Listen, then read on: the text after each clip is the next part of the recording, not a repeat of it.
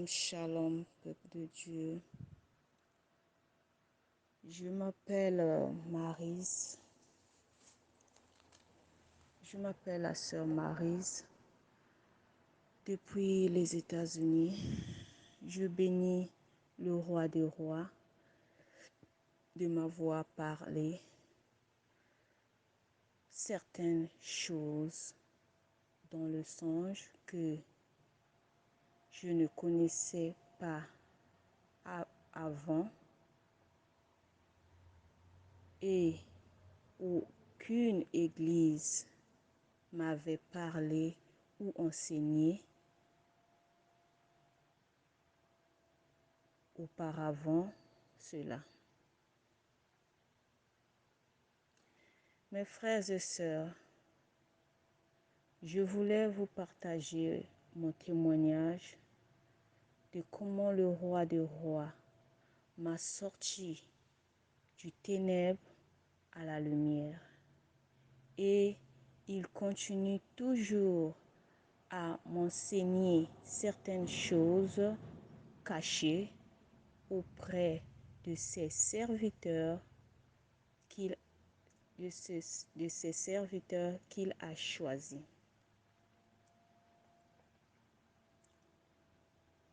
Passons à notre témoignage.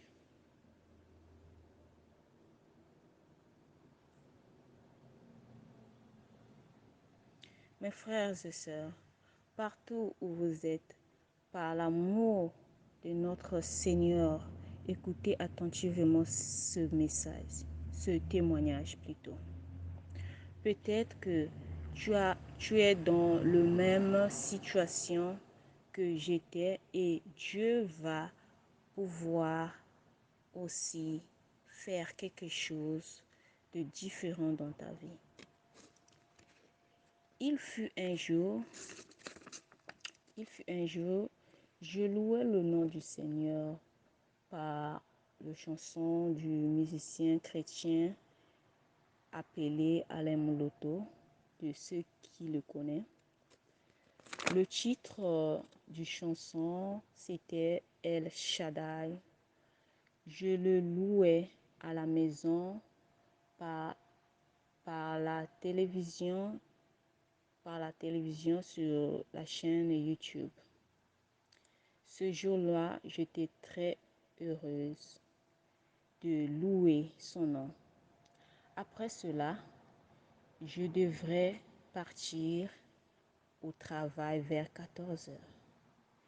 J'avais commencé de louer le Seigneur du matin jusqu'avant 14 heures de l'heure du travail.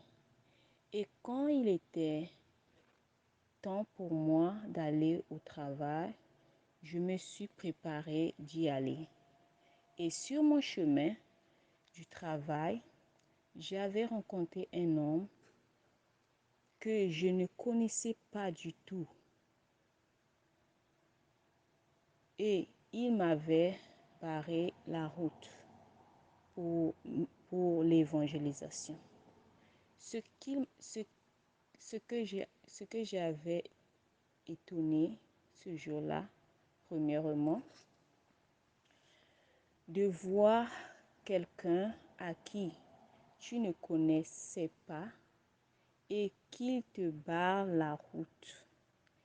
Et le monsieur m'a demandé, premièrement, est-ce que vraiment tu aimes Dieu?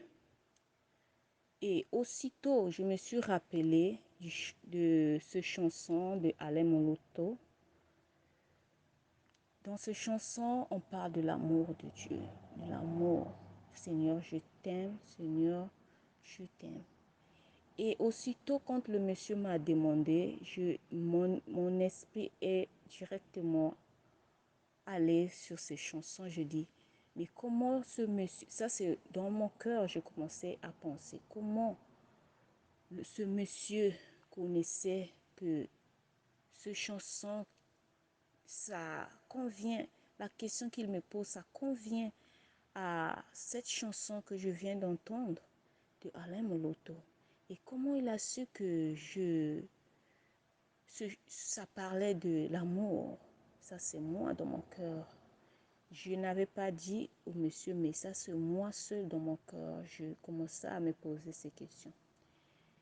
Et je lui ai répondu, oui, oui, je l'aime. Et il m'a encore demandé comment tu l'aimes, comment tu aimes Dieu. Je lui ai répondu, je l'aime en tout. Je ne vois pas le mal de Dieu. Je ne vois pas là où choisir et là où laisser. Il est bon en tout.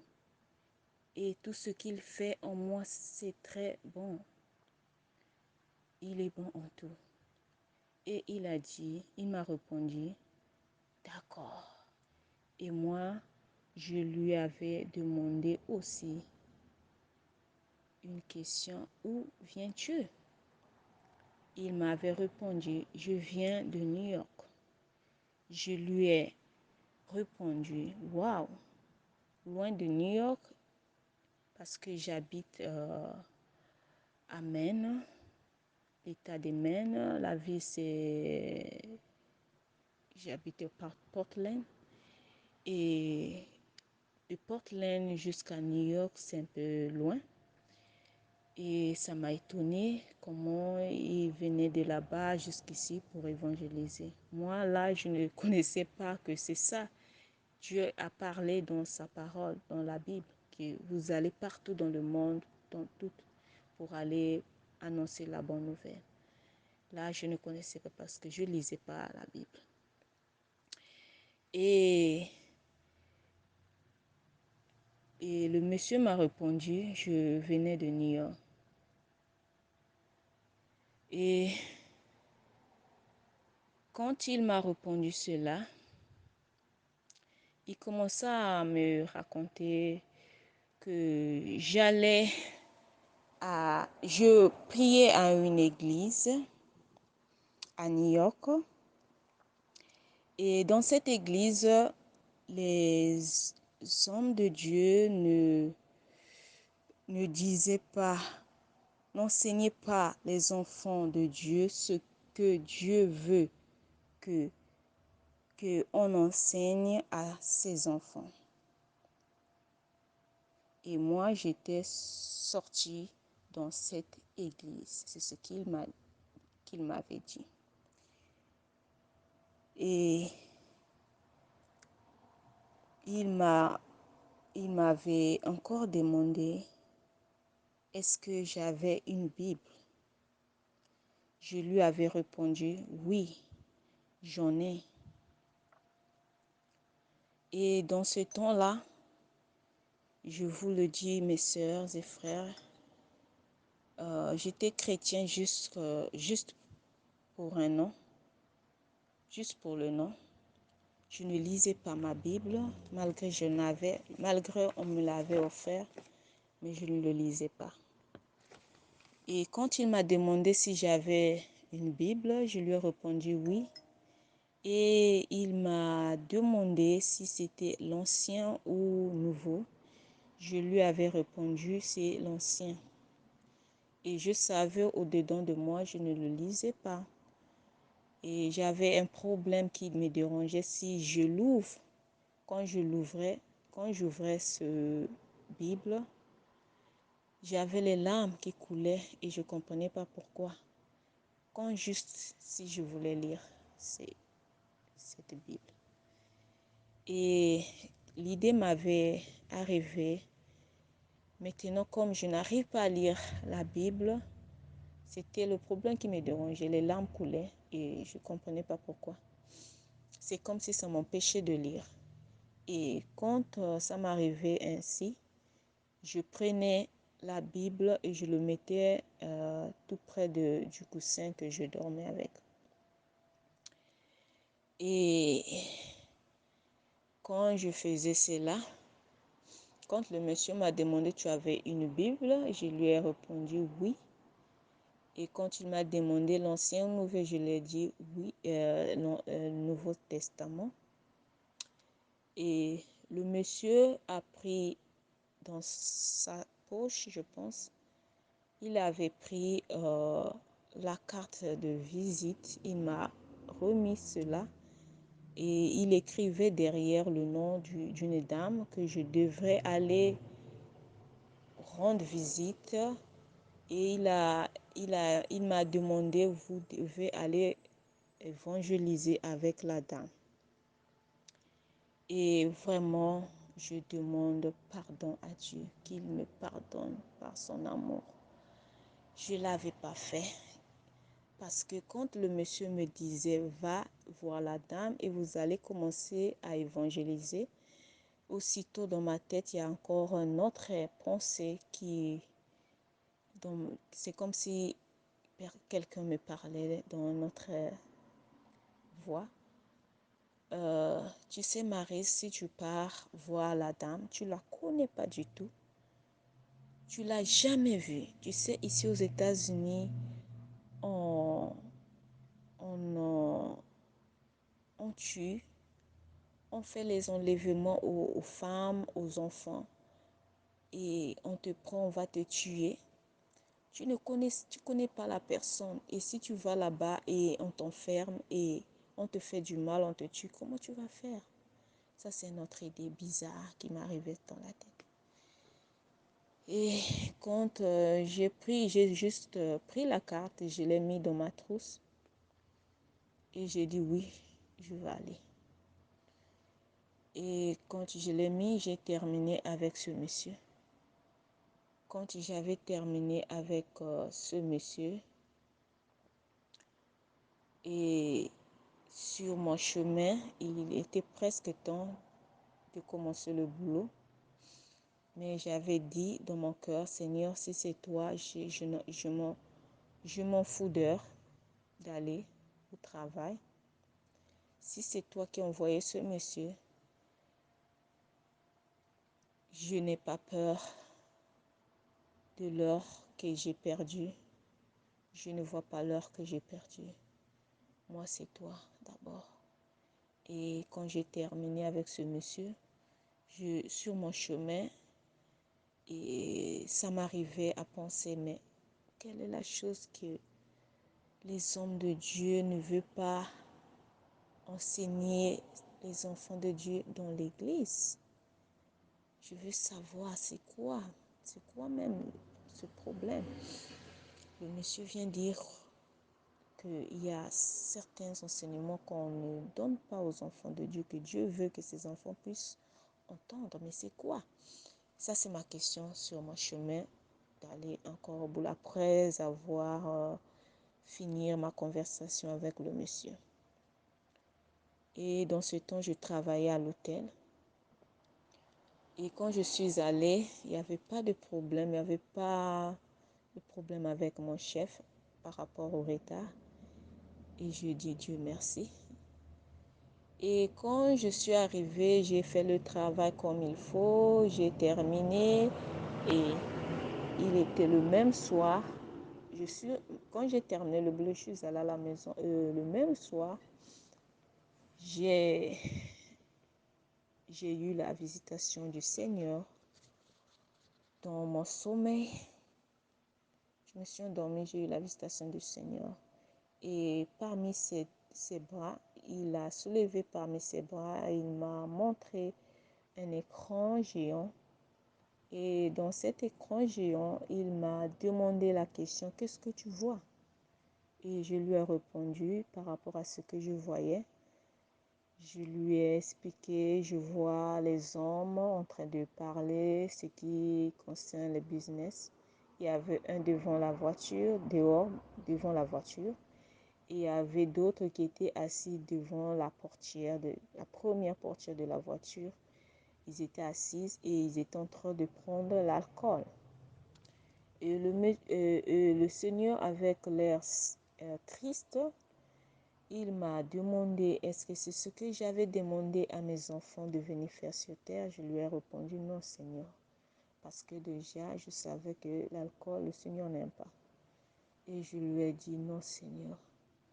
Et après cela, je lui ai demandé la question, Seigneur, ce que je vois, ce que tu viens de me montrer, là parmi eux, il n'y a que des hommes, il n'y a pas de femmes parmi eux. Il n'y a que des hommes. Et nous, qu'est-ce que tu détestes? Qu'est-ce que tu n'aimes pas que nous les femmes, nous puissions faire, que ça ne te plaît pas? Il m'a répondu, moi, j'aime pas quand vous les femmes, vous utilisez votre rouge à lèvres. Ce que vous mettez sur vos lèvres, je n'aime pas du tout. Aujourd'hui, il m'a dit, aujourd'hui, si tu meurs avec ces choses, tu ne me verras point. Tu ne me verras pas du tout. Tu vas aller direct. Et moi, je ne comprenais pas d'abord. Et puis, il a dit, tu ne me verras pas. Tu vas aller direct. Et moi, j'ai dit, ça commençait à m'arriver dans la tête. Je dis, mais si le Seigneur me dit, je le veux. Ça, c'est moi dans ma... Et ce que j'ai oublié. Et quand j'étais devant lui, ce qui m'avait étonné, j'étais vraiment, c'était comme automatique. J'étais agenouillée devant lui. J'étais pas debout comme lui-même. J'étais agenouillée et je ne comprenais pas qui m'avait fait agenouiller devant lui. Et cela m'avait impressionné. Et quand après cela, ça c'est juste de vous rappeler comment j'étais devant lui, le Seigneur. Et après cela, quand il m'a parlé des rouges à lèvres que tu ne me verras pas, et aussitôt je me demandais, je me disais un simple rouge à lèvres que nous les femmes achètent parfois, ça coûte rien du tout. Et je vais rater le royaume de Dieu juste à cause de ces choses-là. Ça m'avait étonné tellement que je ne comprenais pas. Il m'a dit oui. Vraiment, j'étais surpris. Je disais, mais je n'avais jamais entendu quelqu'un me le dire. Jamais entendu de m'annoncer cela, même à l'église. Rien du tout. Et après cela, il m'a parlé de mes cheveux. Je me rappelle un jour avant de louer le Seigneur dans ma maison. Dans cette même semaine, je m'inquiétais de mes cheveux qui étaient cassés de le devanture. C'était pas beau à voir. J'avais des chutes maintenant, les manquements des cheveux de devanture. Vraiment, ça ne me plaisait plus. Je dis, mais la beauté d'une femme, quand on la tresse, tu n'as plus de cheveux devant, tu deviens comme... Ça n'a plus de sens. Et je me demandais dans mon cœur, je disais à Dieu, Seigneur, je ne comprends plus. Quand j'étais petite, j'avais l'âge de 6 ans, 7 ans, 8 ans. J'avais des beaux cheveux.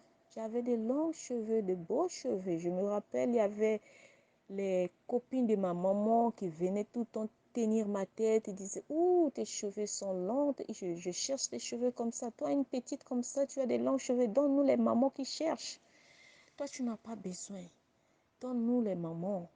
Vraiment, tes cheveux beaux. Qui t'a fait des tresses? Je dis, c'est maman. Vraiment, tes cheveux sont beaux. Je me souviens. Et maintenant, là, j'en ai plus. J'ai vraiment, je peux dire, ça, c'est des chiffons que j'ai sur la tête. Là, je n'en ai plus. Tous mes cheveux sont partis. Et ce jour-là, même avant la visitation de Dieu, je me disais, plus jamais, je ne vais plus faire des tresses et des frisons sur ma tête, plus de mèches. Je vais juste couper mes cheveux et ce qui va sortir, ça sera juste mes propres cheveux naturels et je vais les laisser comme ça, plus jamais de frisons. C'est ça, c'est ce qui était ma décision. Et le Seigneur me rappelle dans le songe. Il me dit, toi, tes cheveux, je ne te vois plus avec tes cheveux sur ta tête. Tes propres cheveux, je ne te le vois plus avec. Je vois de n'importe quoi sur ta tête.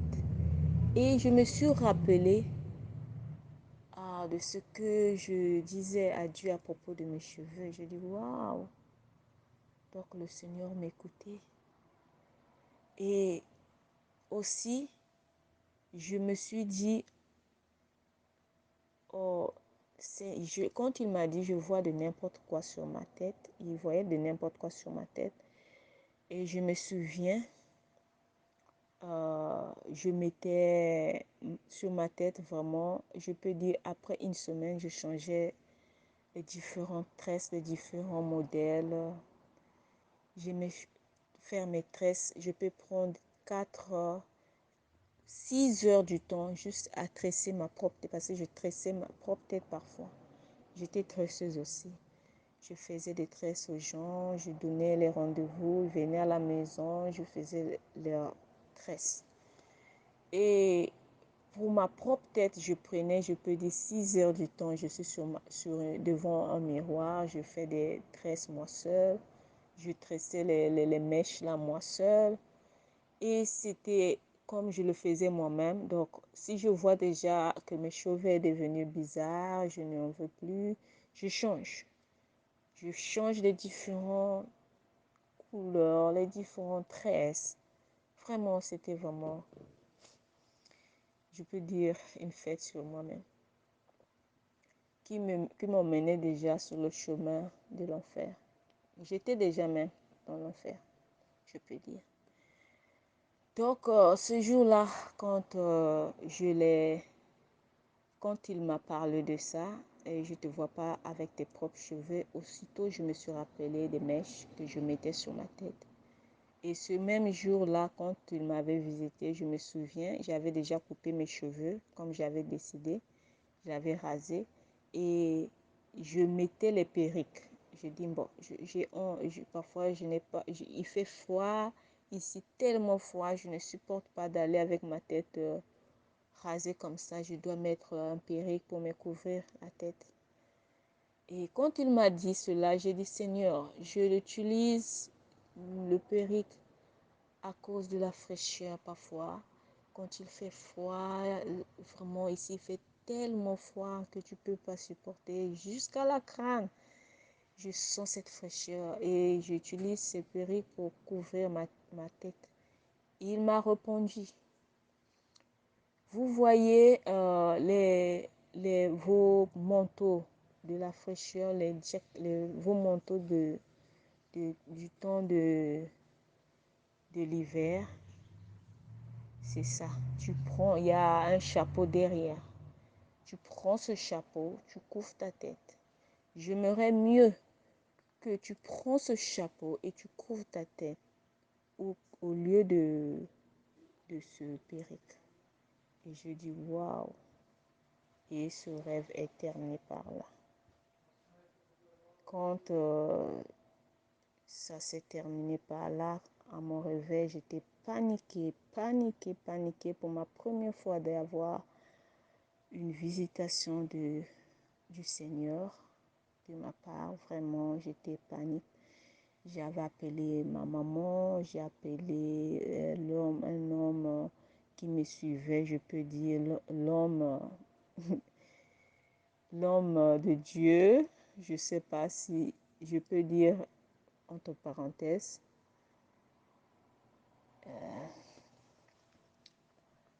C'est Dieu qui connaît si ils lui servent pas. Mais selon moi, je peux dire que c'est pas l'homme de Dieu qui fait les choses comme je lis la Bible, comme je vois maintenant, comme la manière que Dieu m'enseigne maintenant. Je vois vraiment il y a une grande différence. Vraiment une grande différence d'un vrai serviteur de Dieu et d'un faux serviteur de Dieu. Parce que ce qu'il me demandait parfois quand il priait pour moi, dans ce temps-là, parce que j'ai passé beaucoup de moments, il n'y a pas que ça. Avant la visitation de Dieu, j'étais malade, de différentes maladies, je peux dire. Et cet homme, le Dieu, me suivait, priait pour moi. Dans les prières, parfois, elle me dit, prends de l'eau, on va prier, tu bois cette eau, Dieu va faire. Et c'était des choses comme ça. Prends la pomme, je vais prier, tu vas manger. Dieu va faire. Mais quand je pense maintenant là, la manière que Dieu m'enseigne des choses à travers ses vrais serviteurs, je vois qu'il y a une grande différence. Il n'y a pas ce que j'ai vécu à ce monsieur que je peux dire il est vraiment l'homme que Dieu a choisi. Et je vois vraiment il y a une grande différence. C'est pas ce que je peux dire l'homme de Dieu. C'est pas ce que je vais appeler un homme de Dieu. Donc c'est dans ce cas-là. Vraiment, je remercie Dieu. Dans ma conclusion, je voulais dire vraiment, mes frères et sœurs, ne négligez pas de ce qui vient de Dieu. Vraiment, si vous-même, vous comprenez en tout cela, ce que moi-même, la concernant, avait compris, moi, je voulais vous dire que dans ma conclusion, ce que j'avais compris, c'est le monsieur que j'avais rencontré. Selon moi, c'était pas un homme, un n'importe qui. Je peux dire c'était lui-même le Seigneur sur sa trône. Il a quitté sur sa trône pour descendre sur mon chemin, de venir lui-même me faire savoir de quoi il s'agit, de me faire sortir de l'Égypte et de venir dans la lumière. Oh, comment Dieu est bon. Vraiment, c'est ce que moi j'avais compris en général. Donc, le Seigneur est un bon Dieu et vraiment, c'est vraiment réel. C'est un Dieu d'amour. Parce que de tout ce que j'ai fait dans mon passé, le Seigneur n'a pas tout vu cela. Il n'a pas gardé comme un rancune. Il n'a pas, il n'a pas, il m'a pas négligé malgré tous mes péchés. Et je peux dire aussi, je prenais déjà l'alcool. S'il m'avait montré ces hommes-là de prendre l'alcool, moi aussi je peux dire que j'étais inclus. Je prenais l'alcool. Comment je l'ai pris? C'est quand j'étais auprès de mes parents, ils me disaient, oh, tu sais, si on te opère aujourd'hui et que tu n'as pas l'alcool dans ton corps, tu peux mourir. Donc, il faut prendre le vin en mangeant. C'est vraiment bon pour la santé. Et ils m'ont donné le vin et j'ai commencé. C'est là où j'avais commencé à prendre l'alcool. Mais il y avait un certain moment, j'avais vraiment senti bizarre, je vous dis mes frères et sœurs. C'était un jour d'un veillée ici aux États-Unis et il y avait quelqu'un, une fille, une copine que je connaissais avait perdu l'une de ses parents et à tout moment quand tu vas l'assister, il y a la nourriture, il y a à boire. Donc j'avais bu un peu du vin ce jour-là et je n'avais pas mangé et ce que j'avais senti moi-même, je connais vraiment. Je sentais bizarrement. C'est comme si la terre tournait autour de moi. C'est comme s'il y avait vraiment, j'ai dit, mais vraiment, ça, c'est pas mon truc. Et ce jour-là, j'avais demandé à une soeur vraiment qu'elle me donne, qu'elle aille me déposer à la maison. Si je marche, je vais tomber et je ne pourrai pas. Et elle m'a accompagnée à la maison. C'était vraiment par la grâce de Dieu. Et depuis ce jour-là, j'avais dit bye bye. Je ne vais plus toucher de l'alcool. Vraiment, je remercie Dieu de sa grâce. Shalom, shalom. Et je peux dire aussi, et j'en ai beaucoup de témoignages par la grâce de Dieu. Si Dieu me donne grâce, je vais encore vous donner un autre témoignage, comment j'ai connu cette église. Jésus revient. Merci. Que Dieu vous bénisse.